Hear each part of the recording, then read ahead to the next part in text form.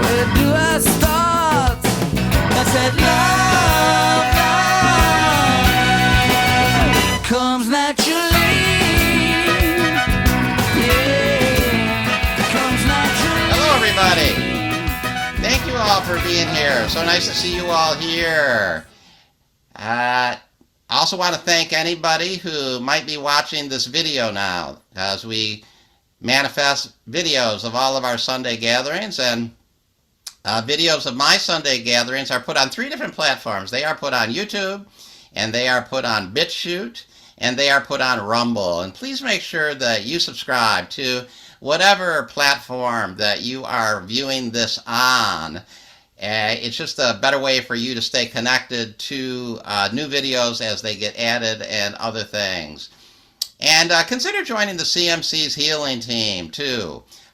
We have 55 members of our healing team now. And remember, the Course tells us the healing of God's child is all that the world is for. That's the only purpose Holy Spirit sees in it, so it's the only one it has. So being on the healing team is a wonderful way for you to really participate in an organized fashion with 55 other people healing every single day. And you can incorporate it into your daily lesson practice. A lot of us on the team do that. I know they do that. And that's what I do. So just email us at miracles@eslink.net and start a conversation about that. No obligation for the email and the conversation. It'd be between you and the Holy Spirit. Okay, the title of my talk today, My Birthday Celebration. My birthday celebration. Okay, this is my birthday week. My birthday is actually on Wednesday, June 7th. I no longer count the years. So if you ask me, quote, how old I am, I will probably say something like, I am infinite and eternal being of light, because that's how I like to think of myself. It's not particularly a secret. You could probably search the CMC website and find years ago when I did speak and say my years, so you could probably figure it out. But I actually really try not to think about it. I really do try to identify with my eternal, infinite spirit. So I still celebrate my birthday. I think it's wonderful to celebrate a special day in the year that somehow is significant for you. But I don't talk about the years anymore. But since I do celebrate my birthday, that means I have a birthday lesson. For those of you who are practicers of A Course in Miracles and you do the workbook lessons, you know that every year you have the same lesson on your birthday. So my lesson on my birthday is lesson number 158. That's what Lucky read from. And that is the great lesson. Today I learned to give as I receive. I love that lesson. I love that it is my birthday lesson. And I especially love that it has something in it about being a teacher, because for the last 37 years I have been a teacher of A Course in Miracles. As controversial as that statement is, I don't know why it is, but it seems to be in the Course in Miracles community. But I have been a teacher, whatever that means for you, of A Course in Miracles. And the statement that lesson 158 has, and Lucky read this, it says, a teacher does not give experience because he did not learn it. It revealed itself to him at its appointed time. But vision is his gift. This he can give directly. So I cannot give any of you an experience. I wish I could, but I cannot. But I can share with all of you the visions that I have, the spiritual perception that I have, the Christed way of looking at things that I believe I choose, that I believe is provided to me by the Holy Spirit. And so today I'm hopefully sharing some of that vision, because that I can give you. What you do with it, what kind of experience you have with it, that I cannot give you. And it's not my job, but it is my job to share my vision. So I believe and I see, and my vision is that the world is healing. The world is healing. The world is going through the Great Awakening. I really believe the world is going through what A Course in Miracles identifies as the Great Awakening. And I think all of us, A Course in Miracles people, and all of my Course in Miracles sisters and brothers are a very important part of the healing and the Great Awakening that is going on in our planet, in our country, in all the countries, in the whole world. I think the whole world is really joined in this Great Awakening. Course in Miracles says, there is much to do, and we have been long delayed. Accept the holy instant, and take your place, so long left unfulfilled in the Great Awakening. So we all have a place to fill in the Great Awakening, and the Course is telling us that we best get on it, that now is the time. Now is the time to take our place, so long left unfulfilled in the Great Awakening.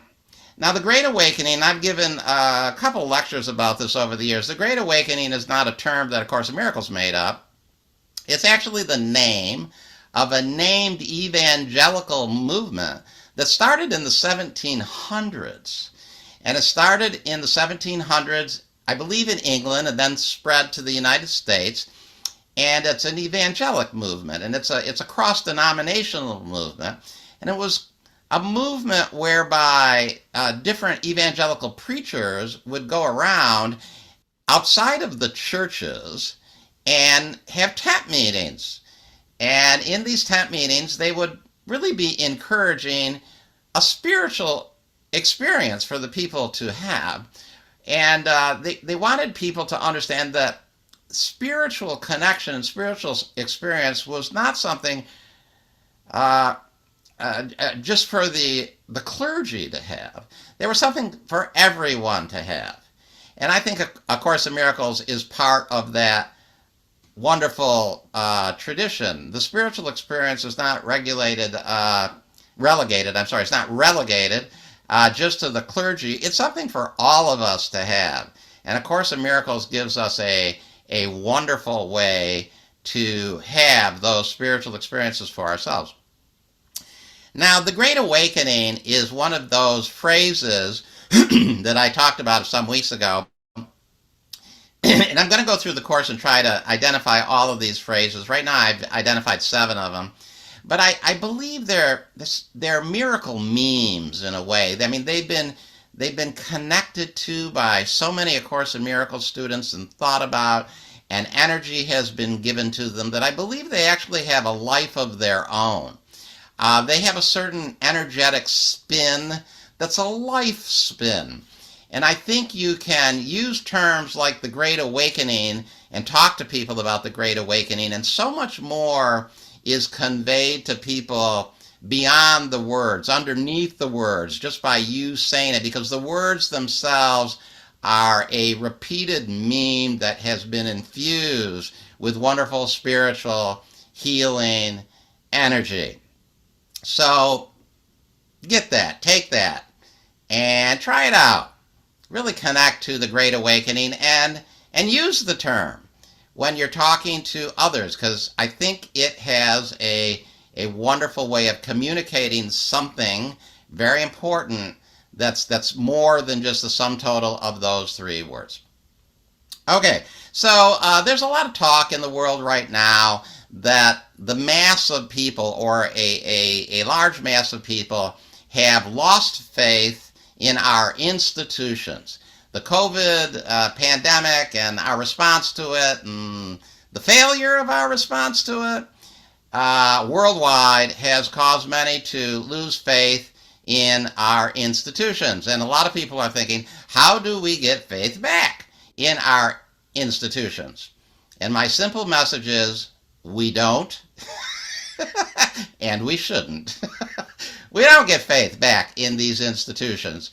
What institutions am I talking about? Well, the government, the media, the health care industry, the medical industry, the educational institutions, institutions of higher education, and even grade school institutions of education. There's a lot of lack of faith in those things right now. And I'm not saying that we could exist without those things. I think, society does depend upon those things. But we need to really see them in proper perspective. And they are not the panacea that maybe we used to think they were. They are not what will save us in any way, shape, or form. I went to Cornell University, wonderful Ivy League university on the East Coast in Ithaca, New York. I always felt pretty good about Cornell. At least I felt okay about Cornell until the pandemic. Oh, God, they did horrible things to their students during the pandemic. I don't have to get into all of the things that they did, but you got to understand that a college student is like an 18 to 21-year-old. They had almost absolutely no risk from the COVID-19 virus at all. And yet they were made to do the most restrictive kind of lockdown, masking, social distancing, remote learning, even in the college, staying in your dorm rooms. I mean, I just can't imagine going to college when I went to Cornell and being deprived of all of that social interaction. That was what was wonderful about going to college. The institution that I loved, I've lost faith in it. But it's all institutions, all those institutions. And I just know that I don't want to be part of any fear-mongering institution. If an institution primary purpose right now or at any point in time is to promote fear, well, Course in Miracles tells me I don't want to be part of that. I don't want to be part of fear promotion. And I don't think we're going to get our faith in those institutions back, and I don't think we should get faith in those institutions back. I actually think we need to build new institutions.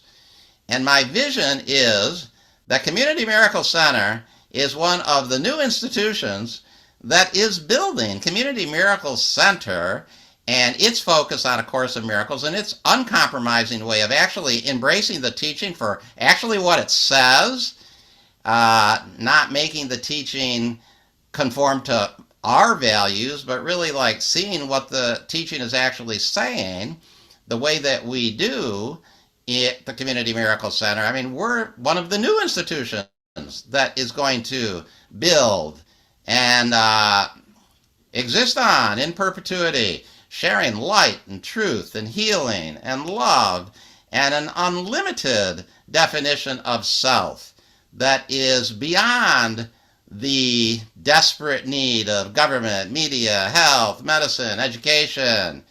We're going to have spirit connection, and that trumps all those things. Sometimes in A Course in Miracles, Bible passages are stated and then reinterpreted. But sometimes Bible passages are restated and reinforced exactly as they appeared in the Bible with the same meaning that came through them in the Bible. And I want to talk about one of those. A Course in Miracles says this. Excuse me. The Bible says that the branch that bears no fruit will be cut off and wither away. Be glad. The light will shine from the true foundation of life, and your own thought system will stand corrected. So I think that's what's going on with these institutions. They're branches that didn't bear fruit, and they're withering away. And we should be glad. We shouldn't try to restore new life to them. I mean, it says be glad. It doesn't say try to graft on a new branch. So I don't think we should be grafting on new life to some of these things. We should be glad that the emptiness of these things is becoming more and more apparent. And we should be able to state the truth. And the truth is, we were given false information by the government, by the media, by medical establishment, and a lot of this they knew, but we were given false information. I'm an old rock and roller. 1979. It was a wonderful album that I loved. It was from the great rock group Pink Floyd. progressive rock, and it was called The Wall. And in The Wall, there's a great lyric. And The Wall has a song called Mother, and it's the main character in The Wall singing to his mother. And the character says, "Mother, should I run for president? Mother, should I trust the government?" So questioning the government has always been there, and we should always have been embracing it. We should have been a little suspicious when the government told us to do pretty insane things, and maybe we should not have just accepted them. I talked about it at the time. I talked about it a lot at the time. And I reminded people about how frequently we really knew that the government was giving us false information. Some people call that lying, but let's just say it's false information. Okay, so I reminded people, I did this in 2020, right at the start of the pandemic, about how in 2003, Colin Powell, very well respected Secretary of State, I believe he was at the time. I hope I got that right. He went to the UN and told the UN how the United States had intelligence and pictures that showed that Iraq did indeed have weapons of mass destruction. And he called the evidence that we had irrefutable and undeniable.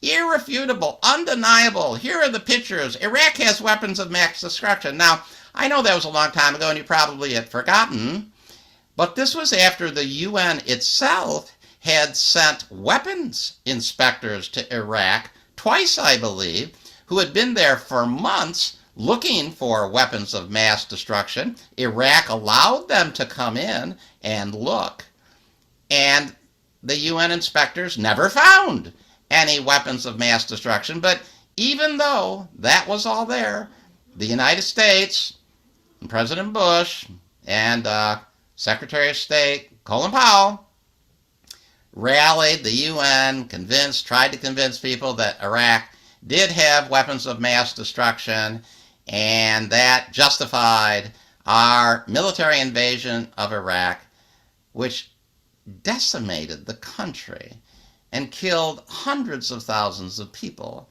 and decimated their infrastructure. We blew up bridges and power plants, and we did terrible, terrible things, all based on untruths, lies, that we should have known better because the UN inspectors had been there. So we've had, I could name countless of these experiences where the government has misrepresented things to us, and they did it during COVID too. And yet, people still have this kind of strange idea that the government's going to save them. The government is not going to save us. We have to maybe save ourselves from the government. I mean, we got to really get what's going on here and sort of see what is obvious. I talked about this a lot in 2020 at the beginning of the pandemic, and I got a lot of flack about it, and a lot of flack even from members of my own congregation. Maybe even some of you gave me flack about it and disagreed with me and thought I was doing something dangerous. We lost some members because of my stand on some of these things.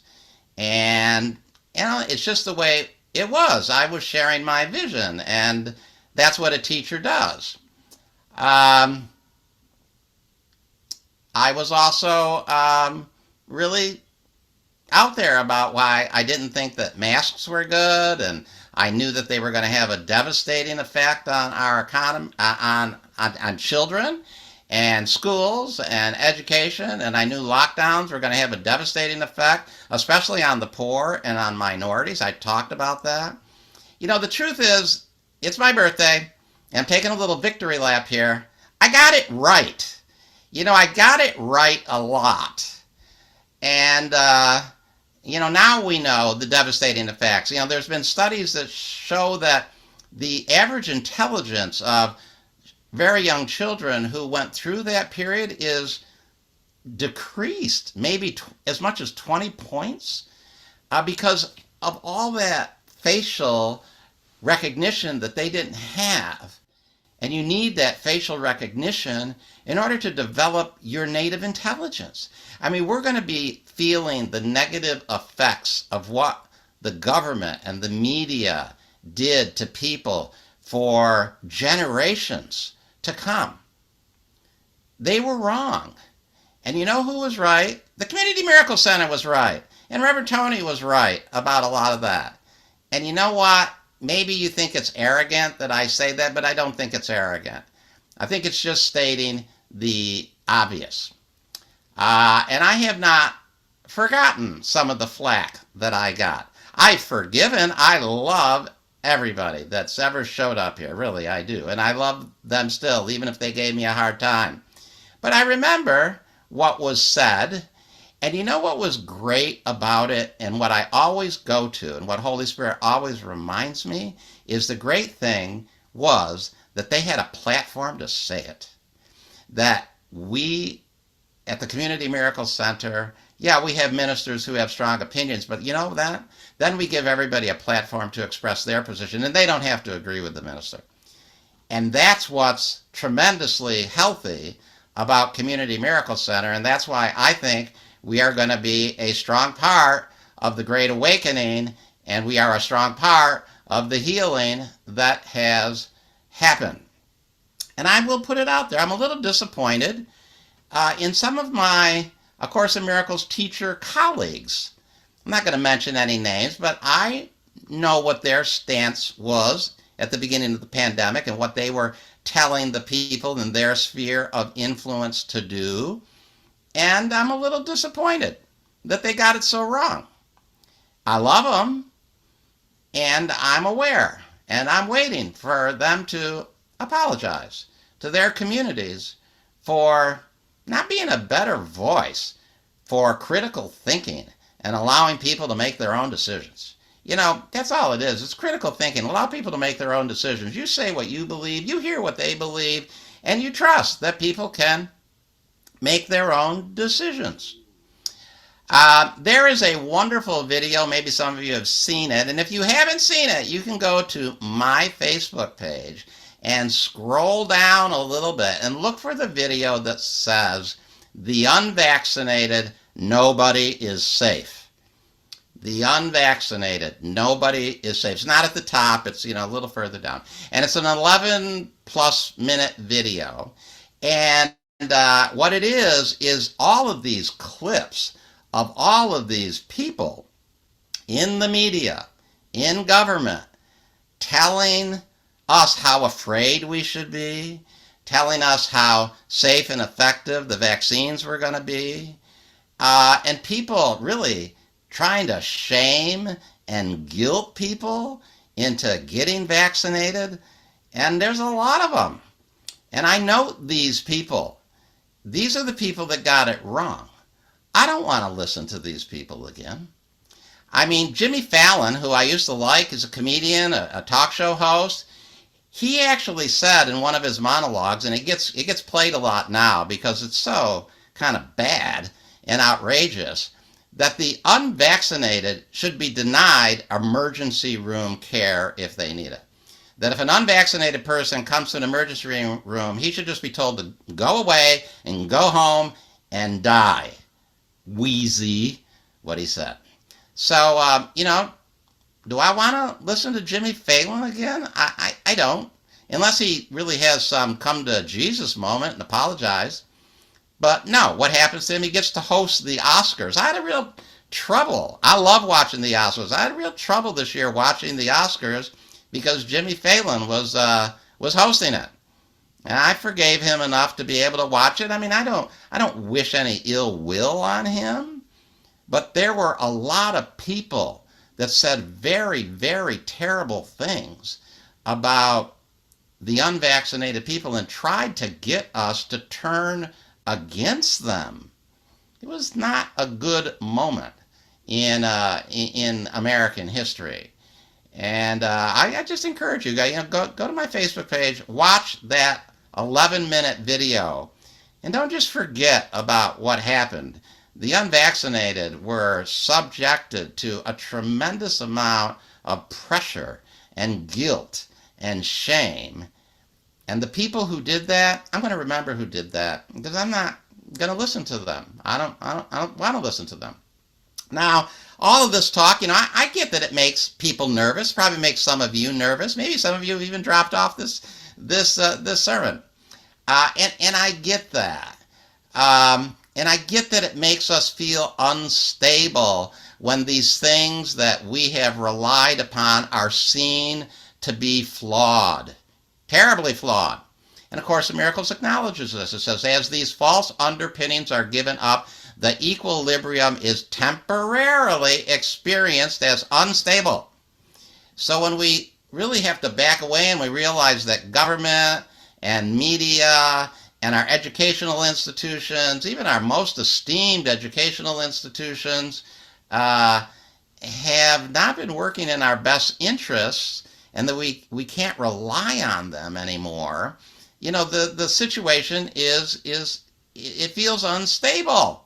There's feelings of instability. And you know what? Can't be avoided. It just can't be avoided. That's what the Course says. You just have to walk through those times. There's many passages on the Course about how we just have to walk through those times. Now, here's just one. It says, a sense of aimlessness will come to haunt you and remind you of all the ways you once sought for salvation and thought you found it. Forget not now the misery you really found, and do not breathe life into your failing ego. Those institutions never really brought us the stability that we thought they might. The only thing that's ever going to bring us any kind of stability is our eternal connection to the divine truth of our Christed nature. That's the only thing. And Community Miracles Center has always stood for that. And it's my vision that we will continue to stand for that. We will be, and we are, one of the new institutions that comes forward and carries on to remind people of where their true source of strength is. It's not about building up these failed institutions. It's about really realizing what new institutions there are that actually can provide people with some power to interact with the world. More and more people are more and more parents are pulling their children out of public schools. Not surprising. Parents don't want their young children to receive woke ideology indoctrination. Parents don't want their first and second graders being told that they get to choose what pronouns they get identified with. Maybe it's okay for some parents, but there's a lot of parents who don't want that for their kids. And you know what? It's still the parents' right to decide that. And there's this idea going around that's actually a real communist idea that the state school knows what's right for your children better than you do. Oh, really? Think about that government that hasn't told us the truth. That doesn't sound like the truth to me. I'm sorry, I may be old-fashioned, but I still think parents have a better choice have a better sense of what is right and wrong for their children. So my vision is there's a phoenix rising out of these ashes. There's something new going on. And there's a lot of people. It's not some, obscure fringe conspiracy theory. There are a lot of mainstream people who are thinking differently and looking for some difference. Okay, yesterday, a new film premiered. Maybe some of you saw it. It's the third film in the Plandemic trilogy. Okay, not pandemic, Plandemic. Okay, so the first Plandemic film was released early in the pandemic. It was released in August 2020. And it was a phenomena. It's now estimated that 1 billion people or more watched the first Plandemic film. And it's really all about how there's just this massive cover-up and agenda associated with our COVID response that we really need to wake ourselves up to and not just fall into obedience and lockstep with what they're recommending. And considering how much this film was censored and deplatformed, the fact that 1 billion people watched it is pretty amazing. So there's some interesting things, and I watched the new Plandemic film yesterday. I thought it was pretty awesome. The film is called Plandemic 3, but then it has its own title, and its title is The Great Awakening. You know, there it is. There's that miracle meme. How did Plandemic 3 get that miracle meme as its name? And there's a lot of A Course in Miracles ideas, especially around the end of the film, which is talking about what to do and the optimism, and it's a strong call for personal responsibility. It's a strong call for people to wake up, and it's a strong call for people to do something. Just do something. Get on board, do something. And it reminds me of what it says about the slogan for the Great Crusade. And A Course in Miracles says the slogan for the crusade is listen, learn, and do. Listen to my voice. This would be Jesus speaking. Listen to my voice. Learn to undo error and do something to correct it. And that was a strong message of the Great Awakening film, Plandemic number 3. Personal responsibility. That love is the answer. That love will succeed. It's not a depressing film, especially towards the end. I mean, looking at the problem can be a little depressing, but looking towards the solution was very uplifting and encouraging. So I would say the filmmaker, Mickey Willis, either he's an A Course in Miracles student, that's a possibility, I don't know that, or these ideas that we've been studying and practicing have infiltrated the collective consciousness so much that they're getting picked up in unusual places. So, I would think about watching that film. I know some of you are probably going to think it's conspiracy theory and you don't want to watch it, but get an open mind and watch The Great Awakening, and especially pay attention, in the last 10, 15 minutes of the film when all the positive, encouraging, do something talk happens, and see if you might not think what I think, that this is part of a very strong movement going on in our world that's building new institutions, not trying to graft the old failed institutions with a new twig, but building new institutions like the CMC is that will carry the truth forth. And I believe that is what is happening. And I believe that is what we as Community Miracle Centers do. So just a little end note here. Tomorrow I embark on a birthday trip, and I'm going to South Dakota. And people say, why are you going to South Dakota? Because Mount Rushmore is there, and the Badlands are there.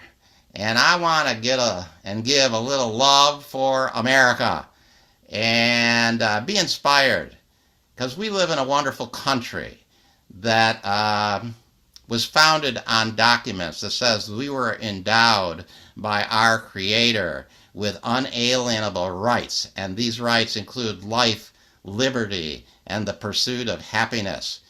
And my vision for my birthday and for all of you is this new age is upon us. It's here. It's strong. It's powerful. It's wonderful. Don't keep listening to those voices that gave you wrong information, that out and out lied to you. Listen to voices that got it right. Listen to me and the Community Miracle Center. And I don't say that with arrogance. I say it because I love you. And I say it because I love myself. And I say it because I love my country. And I say it because I love the world. Thank you for letting me talk a little extra on my birthday. I love you. Bye-bye.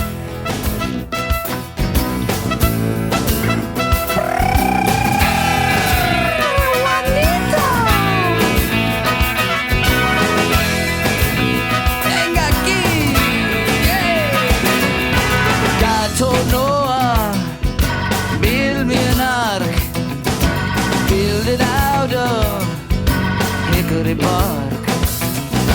Noah said, now, where do I start? I said,